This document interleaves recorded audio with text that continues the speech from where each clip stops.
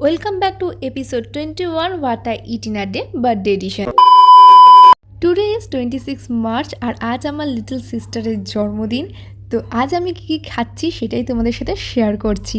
তো সকালে উঠেই খেয়ে নিয়েছিলাম হচ্ছে পায়েস, আর সেদিন পায়েস দিয়েই করেছিলাম ব্রেকফাস্ট, কারণ মা সেটা হচ্ছে ঠাকুরকে প্রসাদ হিসেবে দিয়েছিল।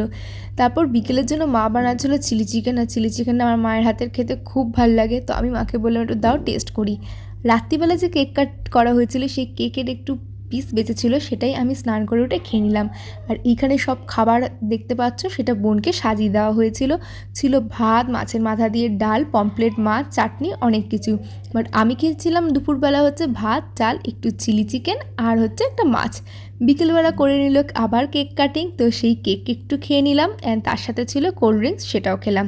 ডিনারে ছিল হচ্ছে ফ্রাইড রাইস আর চিলি চিকেন, সাথে মিষ্টি ছিল, বাট আমি মিষ্টিটা খাওয়া হয়নি। রাতে খেলাম আর একটু cold drinks. So that was everything I ate in a day.